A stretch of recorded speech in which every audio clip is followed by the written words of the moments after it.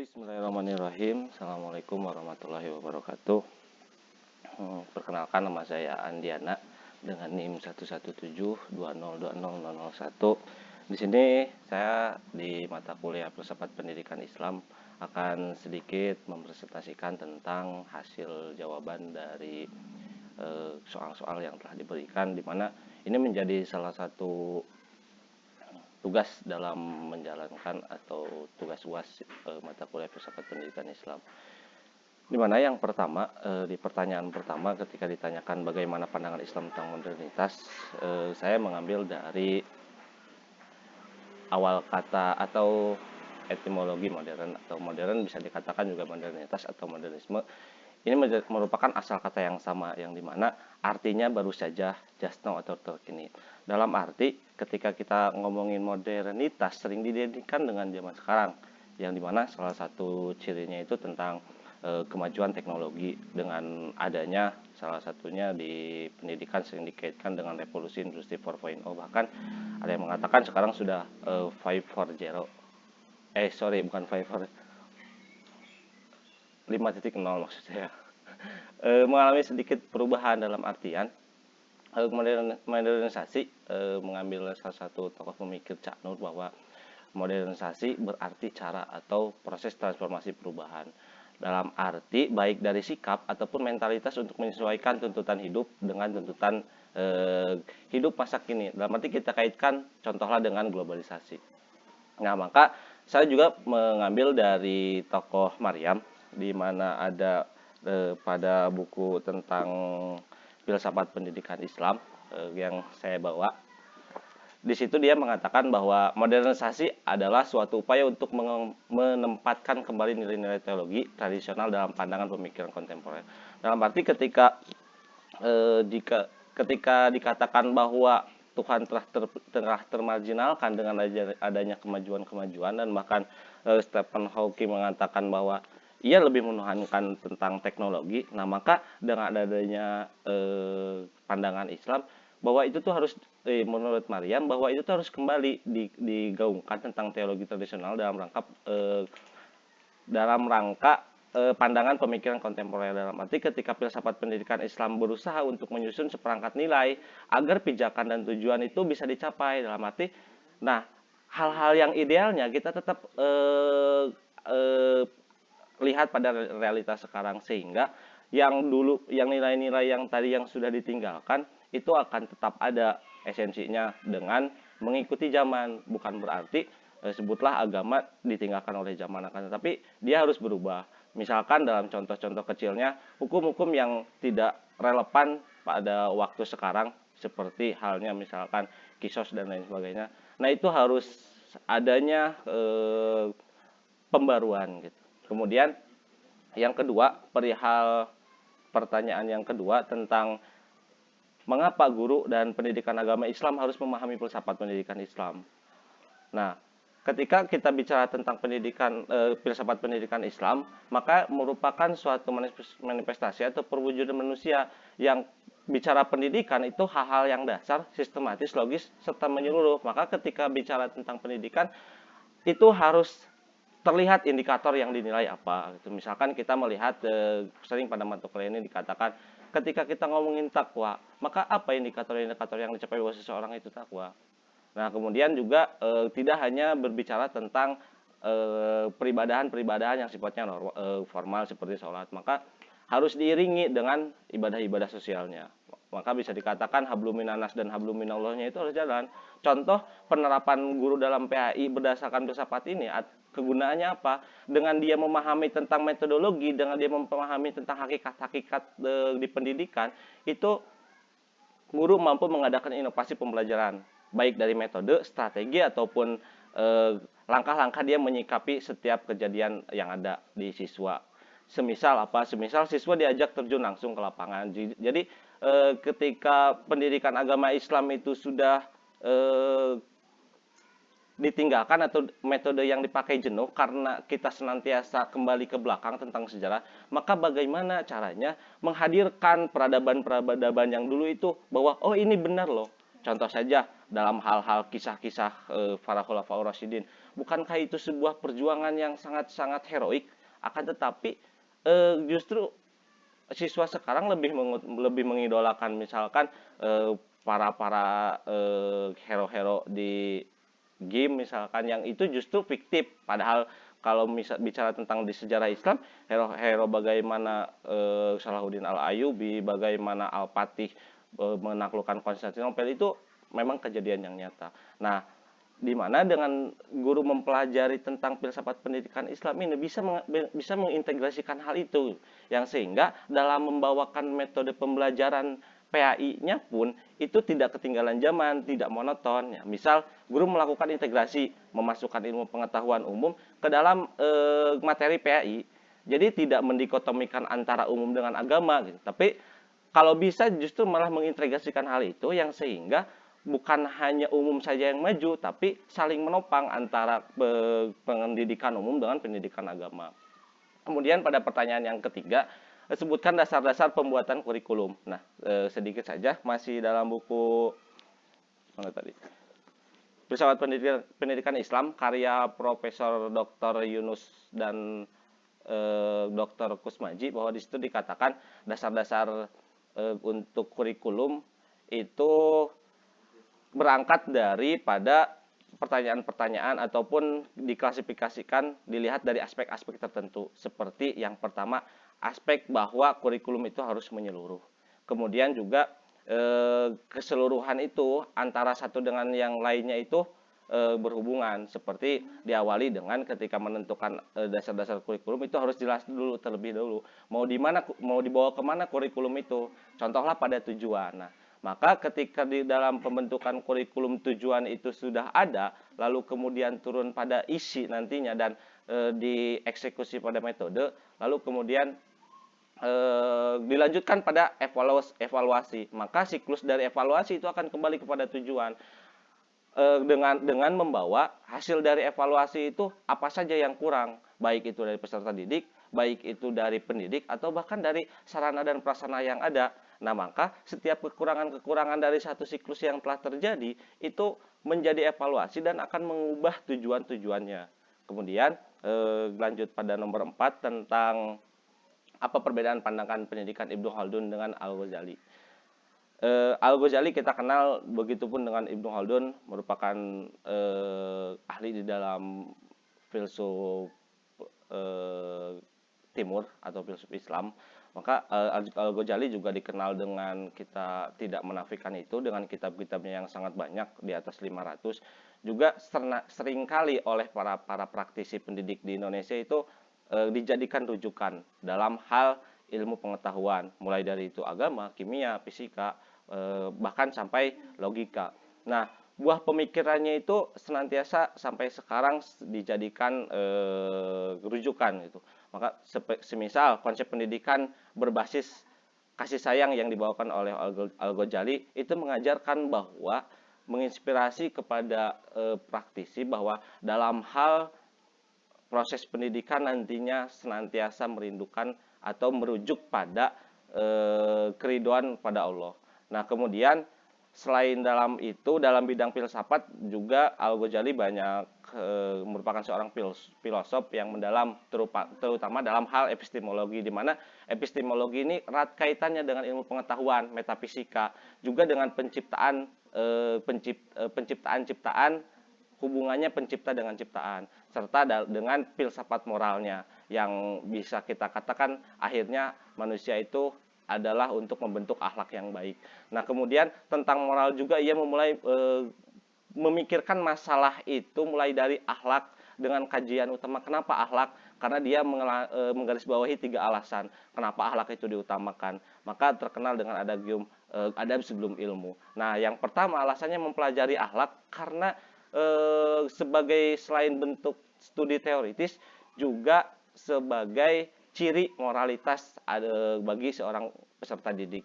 Kemudian mempelajari akhlak juga dikatakan perlu karena akan meningkatkan sikap dan perilaku sehari-hari si peserta didik. Ketika dia tahu mana akhlak yang baik, mana akhlak yang tidak baik, maka diharapkan dia lebih memilih hal yang baik karena kita kaitkan dengan konteks pendidikan itu kan perubahan yang lebih kepada positif. Kemudian yang ketiga, kenapa akhlak diutamakan? Karena akhlak merupakan subjek teoritis yang berkenaan dengan usaha menemukan kebenaran tentang hal-hal moral. Kemudian yang kelima, pertanyaan kelima itu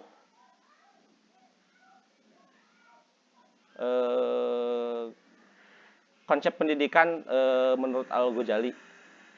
Konsep pendidikan menurut Al-Ghazali dan juga dibanding pendidikan Al-Ghazali, memang Al-Ghazali ini merupakan seorang anak yang terlahir pada keadaan fitrah, maka ini pendidikan perbedaan antara Al-Ghazali dengan Ibnu Khaldun, di mana sebetulnya banyak kesamaan, cuman yang menjadi pembeda pada Al-Ghazali dengan Ibnu Khaldun itu Al-Ghazali lebih rinci pada beberapa hal, seperti melihat pada latar belakang bahwa Al-Ghazali itu mengatakan bahwa setiap orang itu dipengaruhi oleh lingkungannya, maka yang mempengaruhi peserta didik adalah dia yang mendidiknya. Nah, ini berarti jika seorang anak itu tumbuh dan berkembang dalam lingkungan baik, maka ia akan baik. Dan begitupun sebaliknya, ketika lingkungannya jelek, maka ya outputnya pun akan jelek. Dan di konsep Ibnu Khaldun, pendidikan Ibnu Khaldun, yakni manusia merupakan hasil dari sejarah, lingkungan sosial, lingkungan alam, dan juga adat istiadat. Nah, menurut lingkungan sosial memiliki peran penting tanggung jawab terhadap pembentukan kepribadian. Nah, tidak terlalu signifikan, cuman pada Al-Ghazali dan Ibnu Khaldun ini membedakannya lebih pada spesifik atau Al-Ghazali lebih berhati-hati dalam memilih tujuan pendidikan. Hal ini juga dilihat pada pengklasifikasian ilmu dari pemikiran Al-Ghazali sangat rinci. Nah, kenapa? Karena Al-Ghazali sampai menambahkan 5 aspek. Nah, sedangkan Ibnu Khaldun itu hanya membagi ilmu pengetahuan menjadi 2 aspek saja, yakni akliyah dan nakliyah. Akliyah yaitu ilmu yang bersifat rasional, sedangkan ilmu nakliyah ada ilmu yang berkaitan dengan agama. Kemudian lanjut pada nomor 6, pendidikan Islam perspektif Kiai Haji Ahmad Dahlan dan juga Hasyim Asy'ari, di mana kita ketahui itu merupakan kalau kita melihat pada lembaganya Kiai Haji Ahmad Dahlan dengan Muhammadiyahnya, kemudian Hasyim Asy'ari dengan Nahdlatul Ulamanya. Nah, yang memang pada waktu itu kedua tokoh ini merupakan tokoh yang satu guru. Nah, cuman yang membedakan itu pada di awal-awal ketika Ahmad Dahlan lebih pada sifat dia langsung action, sementara Kiai Haji Hasyim Asy'ari dia lebih senantiasa menulis. Maka ketika bicara modern, pendidikan modern dengan tradisional, bisa dilabelkan pada Ahmad Dahlan dengan modernnya dan Hasyim Asy'ari dengan tradisionalnya, bergerak pada pondok pesantren. Nah, kan tetapi dari segi penciptaan atau didirikannya lembaga justru malah bukan NU terlebih dahulu, tapi Muhammadiyah terlebih dahulu. Itu dikarenakan latar belakang tadi, di mana Hasyim Asy'ari lebih senang pada menulis. Nah, sementara Kiai Haji Ahmad Dahlan merupakan tipe man of action, sehingga dia langsung aksi pada tataran lapangan. Dengan usaha yang dilakukan oleh Ahmad Dahlan di bidang pendidikan, dia dapat dikatakan sebagai suatu model dari bangkitnya sebuah generasi, merupakan titik pusat dari suatu pergerakan. Maksud di sini generasi adalah pendidikan. Nah, maka yang menjadi keresahan pada waktu itu Ahmad Dahlan itu adalah perihal perkembangan pendidikan Islam di Indonesia pada waktu itu, di mana terpecah menjadi 2, ada pendidikan sekolah-sekolah Belanda atau yang kita label sekuler, dan juga ajaran-ajaran yang berhubungan dengan agama atau pendidikan pesantren. Nah, pada dualisme ini Kiai Haji Ahmad Dahlan gelisah dan bekerja keras sekuat tenaga untuk mengintegrasikan, ya paling tidak mendekatkan kedua sistem ini, yang sehingga pada waktu itu di pesantren bahkan dikatakan bahwa ilmu umum itu dianggap haram. Nah, maka kita lihat contohnya pada kelembagaan sekarang seperti UIN pada tingkat universitas, kemudian pada tingkat SLTA-nya ada Madrasah Aliyah, dan ke bawah lagi ada Madrasah Ibtidaiyah. Kemudian di sisi lain, masa kebangkitan Islam di Indonesia juga diwarnai oleh pemikiran Hasyim Asy'ari, di mana ia berbeda dengan Ahmad Dahlan.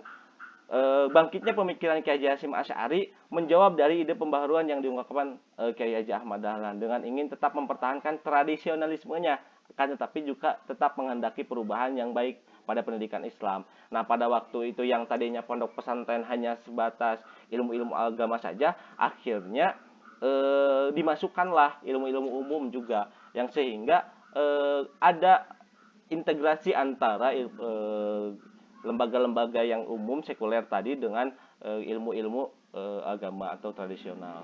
Kemudian lanjut pada yang terakhir tentang bagaimana sikap atau etika peserta didik. Kita lihat terlebih dahulu pada peserta didik. Masih saya ambil dari Filsafat Pendidikan Islam karya Prof. Yunus, bahwa peserta didik adalah individu yang mendapatkan pelayanan pendidikan sesuai dengan bakat, minat, dan kemampuannya agar tumbuh dan berkembang dengan baik, memiliki kepuasan dan dalam menerima pelajaran yang diberikan oleh gurunya. Nah, hal ini kenapa harus dijalankan? Karena balik lagi pada fitrahnya bahwa manusia diberikan potensi, dan potensi itu untuk senantiasa digali dan dimaksimalkan. Nah, maka setiap peserta didik mempunyai potensi masing-masing, mempunyai karakternya masing-masing. Namun untuk melihat konsep peserta didik yang unik itu kita klasifikasikan pada pada 4, yaitu pada ranah karakter dan sifatnya, kemudian potensi yang dimiliki serta kebutuhan dan humanismenya. Kemudian balik lagi pada Al-Ghazali bahwa ia merumuskan 10 pokok kode etik yang harus dimiliki oleh setiap peserta didik. Di mana yang pertama harus belajar dengan niat ibadah karena Allah Ta'ala. Ini senada dengan konsep Al-Ghazali tadi yang dimana lebih mendorong pada bahwa tujuan akhir dari pendidikan itu adalah keridhaan Allah Subhanahu wa taala. Kemudian yang kedua adalah mengurangi kecenderungan pada duniawi. Ya, berkaitan dengan yang pertama bahwa ketika mempelajari pendidikan ya tidak diorientasikan pada untuk pekerjaan misalkan. Itu menjadi bonus karena tujuan akhirnya adalah meminimalkan hal-hal yang duniawi dan lebih mengutamakan pada hal yang ukhrawi. Kemudian bersifat tawadu atau rendah hati. Lanjut yang keempatnya, menjaga pikiran dan pertentangan yang timbul dari berbagai aliran. Ini senantiasa karena Al-Ghazali pada waktu itu yang sangat mendalam perihal filsafatnya, kemudian dia beralih pada sufistik dengan satu kejadian oleh adiknya yang ia mengkritik bahwa hai Al-Ghazali, bahwa engkau mengajari mereka tentang filsafat seolah-olah engkau menjadi asahan di mana menajamkan orang lain sementara dianya semakin tumpul. Kemudian yang kelima, mempelajari ilmu-ilmu yang terpuji. Itu jelas bahwa tadi ada ilmu-ilmu yang memang orientasinya juga pada hal buruk. Nah, pada ranah pendidikan senantiasa perubahan itu diarahkan pada hal yang lebih positif. Kemudian belajar itu secara bertahap. Ini juga berkaitan dengan poin selanjutnya, belajar sampai tuntas. Selain dia harus selesai, juga harus diawali dari yang mendasar. Contoh pada ini juga berkaitan dengan poin yang selanjutnya, harus memprioritaskan ilmu diniyah terkait dengan kewajiban sebagai makhluk Allah sebelum memasuki ilmu dunia. Nah, dalam arti kita harus kalau dalam konsep Al-Ghazali kan ada sebelum ilmu, maka sebelum kita mempelajari pada ilmu-ilmu umum, kita harus terlebih dahulu mempelajari bahwa ilmu itu untuk apa, tujuan hakikatnya, misalkan tadi untuk keridhaan Allah. Dan juga dalam proses mempelajarinya itu jangan setengah, harus sampai selesai, karena kita pahami bahwa jika ilmu diambil setengah bisa saja kita misalkan tersesat. Kemudian yang kesembilannya, mengenal nilai-nilai pragmatis dari suatu ilmu pengetahuan. Dalam arti gunanya ini ilmu ini untuk apa itu perlu dipahami supaya jelas dalam orientasi kita berpendidikan. Kemudian yang terakhir, peserta didik harus tunduk pada nasihat pendidik. Dalam arti tentu di sini harus digarisbawahi nasihat yang mana terlebih dahulu ya. Yang jelas adalah nasihat yang memang nasihat yang mengarah pada kebenaran atau kebaikan. Baik, itu saja yang dari saya sampaikan. tentang pertanyaan-pertanyaan dari soal UAS filsafat pendidikan Islam. Mohon maaf atas segala kesalahan, setiap ucapan semata-mata dari saya, dan setiap kebenaran itu hanya milik Allah. Terima kasih. Wassalamualaikum warahmatullahi wabarakatuh.